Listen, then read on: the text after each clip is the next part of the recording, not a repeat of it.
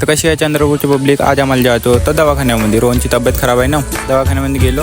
आता हे तुम्हाला घर जास्त आणि दवाखाना कमी वाटत असेल, पण जाऊ द्या. रोहनचा चेकअप बिन झाला आणि त्याला गोळ्या लिहून देत होते. आता आम्हाला जायचं आहे मेडिकलमध्ये. मेडिकल काही जवळपास आहे नाही, तर दुर्गापूरला टाकली गाडी. मेडिकलमध्ये पोहोचलो, गोळ्या गिन घेतल्या आणि पुन्हा निघलो आम्ही दवाखान्यात जायसाठी. तर पूर्ण गोळ्याचा टाईम वगैरे सांगला कधी खायचा तो, आणि मग आम्ही तिथून निघलो. तर आता आपल्याला जायचं होतं कपडे घ्यायला. तब्येत खराब असूनही कपडे घेतोच म्हणते.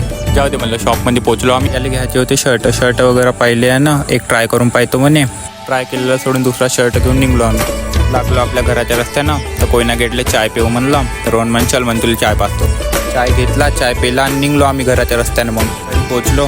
घरी येऊन पाहिलं तर विहान येऊन होता. विहान कोणतं ते मध्ये मी येऊन हवे. मग आपल्या जिमचा पण टाईम झाला, त्या जिमसाठी निघलो. मग रस्त्यामध्ये निलेश भेटला. ते म्हणे सायकलिंग करता म्हणे. चांगला आहे म्हणलं. आपल्याला टाईम होत होता तर निघलो आपण तिथून. तू कोंबले हर्ष यायचं होतं कॉलेजमधून, आलं ते त्याच्यासोबत गेलो. मग जिममध्ये आपलं वर्कआउट चालू केला.